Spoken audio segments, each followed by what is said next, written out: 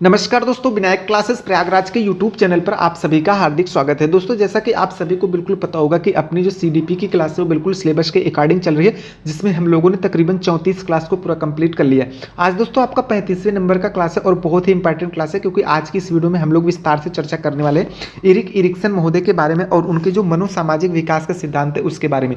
तो कहीं ना कहीं आज की वीडियो आपके लिए बहुत ही इंपॉर्टेंट होने वाली है। तो आपसे सिर्फ एक ही गुजारिश है कि आप सभी लोग बिल्कुल पेपर और पेन के साथ बैठे, जिससे कि आपको जो भी इंपॉर्टेंट पॉइंट्स मिलते जाए उन्हें आप साथ साथ नोट डाउन करते चले, जिससे कि आपको एग्जाम के समय में रिवीजन करने में भी थोड़ी सी सहूलियत मिल सके। तो चलिए दोस्तों, बिना किसी देरी के आज की इस क्लास को हम लोग स्टार्ट करते हैं, जिसमें हम लोग सबसे पहले एरिक एरिक्सन महोदय के बारे में पूरा विस्तार से देख लेते हैं। उसके बाद इनके जो सिद्धांत है, यानी कि इनकी जो विकास की अवस्थाएं हैं, उनके बारे में हम लोग विस्तार तरीके से देखने वाले हैं। बात करें दोस्तों एरिक एरिक्सन महोदय के बारे में, तो देख सकते हैं कि विकास के सिद्धांतों में मनोसामाजिक सिद्धांत का महत्वपूर्ण स्थान है। जैसा कि आप सभी को बिल्कुल पता होगा, इस सिद्धांत के जो प्रतिपादक थे वो एरिक एरिक्सन महोदय साहब थे, जिनका जन्म है 1902 ईस्वी में जर्मनी के फ्रैंकफर्ट में हुआ था। तो यहाँ पर आपको ये तीनों पॉइंट्स बिल्कुल याद करके रखना है कि जो मनोसामाजिक विकास के सिद्धांत के प्रतिपादक थे वो एरिक एरिक्सन थे। इनका जन्म 1902 ईस्वी में हुआ था और इनका जन्म जो है वो जर्मनी के फ्रैंकफर्ट में हुआ था। इनका जो मुख्य उद्देश्य था बच्चों में व्यक्तिगत पहचान कैसे होती है उस पर था। इनके अनुसार जो है पूरा जीवन जो है वो 8 मनोसामाजिक स्तर से होकर के गुजरता है। तो ये आपका बिल्कुल याद करके रखने वाला चीज़ है। यहाँ से आपके बार बार क्वेश्चन बन जाते हैं कि जो एरिक एरिक्सन महोदय साहब थे उनके अनुसार जो है वो पूरा जीवन मानव का कितने मनोसामाजिक स्तर से होकर के गुजरता है, तो आपको उत्तर में बिल्कुल 8 सही कर देना है। वहीं पर दोस्तों अगले नंबर पर बात करें तो देख सकते हैं कि इस सिद्धांत का जो प्रथम दृष्टिकोण अनुकूल शांति के रूप में प्रस्तुत किया गया, जिसके लिए इन्होंने सिस्टोनिक शब्द का प्रयोग किया। तो कभी कभी आपसे ये भी प्रश्न पूछ लेता है, तो आपको बिल्कुल ये सिस्टोनिक शब्द याद करके रखना है। तथा दूसरी तरफ आप देख सकते हैं कि जो दूसरा दृष्टिकोण जो प्रतिकूल शक्ति के रूप में प्रस्तुत किया गया था, उसको इन्होंने डिस्टोनिक शब्द से संबोधित किया था। तो ये सारी चीजें बिल्कुल आपको याद करके रखनी है, क्योंकि यहाँ से आपके हर बार 1 से 2 क्वेश्चन बन जाते हैं। अब दोस्तों वहीं पर इनके बात करें मनोसामाजिक विकास की अवस्थाओं के बारे में, तो देख सकते हैं कि इनके मनोसामाजिक विकास की कुल 8 अवस्थाएं होती हैं, जो कि निम्न प्रकार की होती है। नंबर 1 पर बात करें कि विश्वास बनाम अविश्वास, यानी कि इसका जो स्टेज है, सबसे तो आपका पहले यहीं से प्रश्न पूछ लिया जाता है कि इनका काल कितना होता है। तो आपको बिल्कुल उत्तर में यहाँ पर सही करना है कि इनका जो काल होता है वो जन्म से लेकर के 1.5 वर्ष, या फिर आपको कहीं कहीं किसी किसी बुक में आपको 2 वर्ष देखने को मिल जाता है। तो जन्म से 1.5 वर्ष या फिर आपको जन्म से 2 वर्ष जहां भी देखने को मिल जाए उत्तर में, वो आप बिल्कुल सही कर सकते हैं।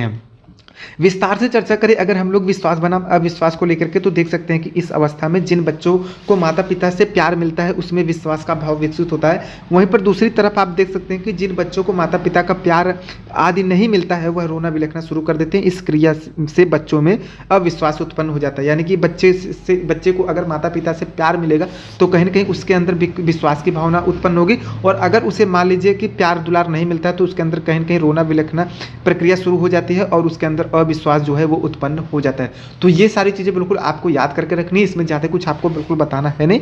यहाँ से आप ये सारी चीज़ें बिल्कुल याद करके रख सकते हैं। अगले नंबर पर बात करें स्वायत्त बनाम शर्म यानी कि लज्जा के बारे में, तो देख सकते हैं कि ये स्टेज आपका जो है 1.5 वर्ष से 2 वर्ष का होता है, या फिर आपको कहीं कहीं 1.5 या फिर 2 वर्ष से लेकर के 3 वर्ष देखने को मिल जाता है। अलग अलग बुक में अलग अलग चीज़ें दी गई हैं, तो आपको ये बिल्कुल अगर याद है तो कोई भी आपसे ऑप्शन देगा तो आपके उत्तर बिल्कुल सही हो जाएंगे।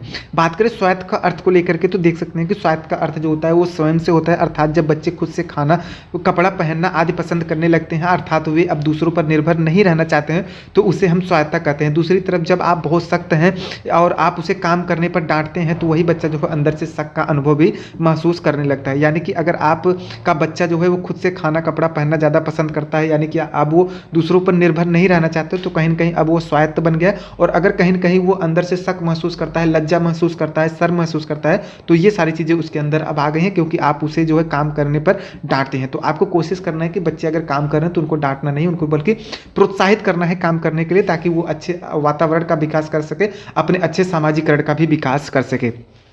वहीं पर दोस्तों नंबर 3 पर बात करें पहल बनाम दोस्त के बारे में, तो देख सकते हैं कि इसका जो स्टेज यानी कि इसका जो काल होता है वो 3 वर्ष से लेकर के 6 वर्ष तक का होता है। यानी कि जब बच्चे में समझने की क्षमता का थोड़ा सा विकास हो जाता है तो उसमें जिज्ञासा बढ़ जाती है, यानी कि बच्चा अब समझदार हो गया तो उसके अंदर कहीं ना कहीं जिज्ञासा तो जाहिर सी बात है बढ़ जाएगी, वह बहुत ही ज़्यादा उत्सुक हो जाता है, उत्सुक होने की वजह से वह पहल करता है। दूसरी तरफ जब उसके माता पिता जो है उसकी उत्सुकता को दबा देते हैं या फिर उसे डांट देते हैं, तो उसके अंदर कहीं ना कहीं दोस्त की भावना भी है वो उत्पन्न होना शुरू हो जाती है। तो आपको कोशिश कोशिश करना है कि बच्चे को बिल्कुल भी नहीं डांटना है, उसको अच्छी से अच्छी चीज़ें सिखानी है ताकि उसके अंदर जो है वो उत्सुकता दबे न, वो उत्सुक रहे और चीज़ों को करने के लिए बिल्कुल आतुर हमेशा बना रहे। अगले नंबर पर देख सकते हैं कि आपका आ जाता है परिश्रम बनाम हीनता, यानी कि इसका स्टेज जो इसका काल होता है वो 6 वर्ष से लेकर के 12 वर्ष तक का होता है। यहाँ से पहला क्वेश्चन आपका यही बन जाएगा, तो ये आपको बिल्कुल याद करके रखना है। अर्थात अगर हम इसके बारे में विस्तार से चर्चा करें तो देख सकते हैं कि इस आयु में बच्चा जो है वो माँ बाप के हर काम को करने की कोशिश करता है।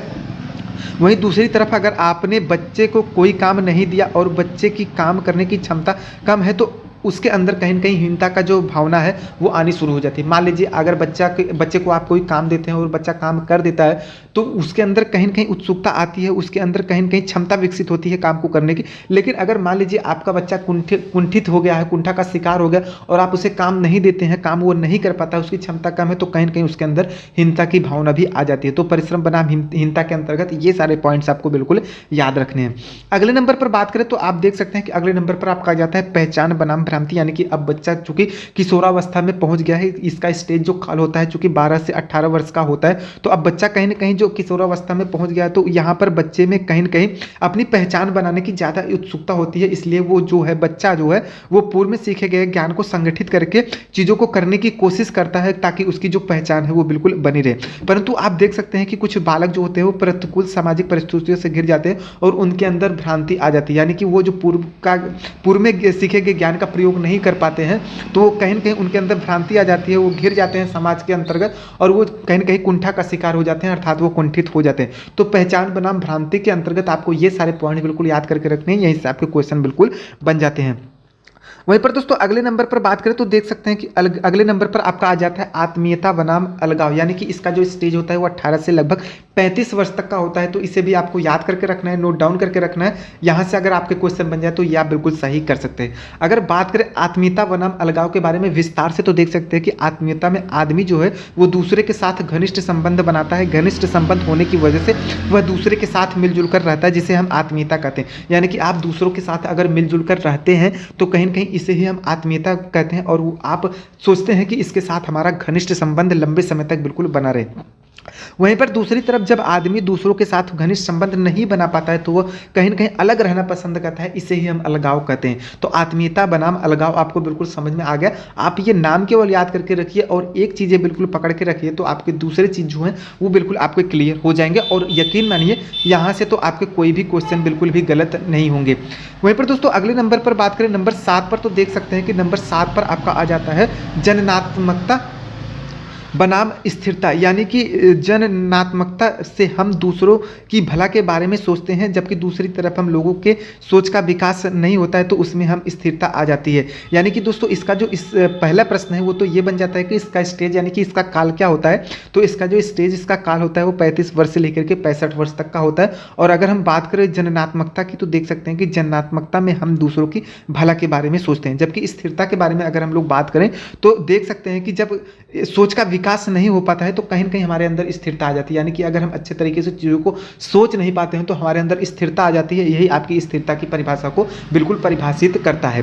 तो अब उम्मीद करते हैं कि ये 7 नंबर पॉइंट भी आपको बिल्कुल क्लियर हो गया। बात करें नंबर 8 पर तो देख सकते हैं कि नंबर 8 पर आपका आ जाता है संपूर्णता बनाम निराशा, यानी कि इसका जो स्टेज होता है इसका जो काल होता है वो 65 वर्ष से ऊपर का होता है।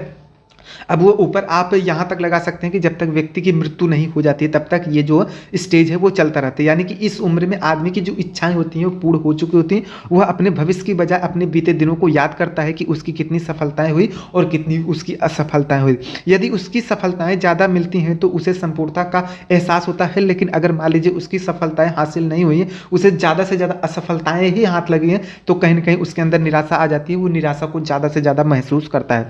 तो दोस्तों देख सकते हैं कि जो आपके 8 स्टेज थे वो बिल्कुल क्लियर हो गए हैं। यहाँ पर आप उम्मीद करते हैं कि चीज़ों को नोट डाउन करके रख लिए होंगे, अगर नहीं रखे हैं तो मैं आपको बिल्कुल टाइम दिया हूँ, आप इसका स्क्रीनशॉट लेकर के भी रख सकते हैं। कल की जो अपनी क्लास होने वाली है वो बिल्कुल समायोजन के बारे में होने वाली है और यकीन मानिए कल की जो आपकी क्लास होने वाली है वो भी बहुत ही महत्वपूर्ण होने वाली है, क्योंकि आप यहाँ पर देख सकते हैं समायोजन के बारे में भी मैंने एक एक पॉइंट करके ऐसे लिखा हुआ है कि आपको यहाँ पर सारे पॉइंट बिल्कुल आपके seated exam point of view से मिलने वाले हैं।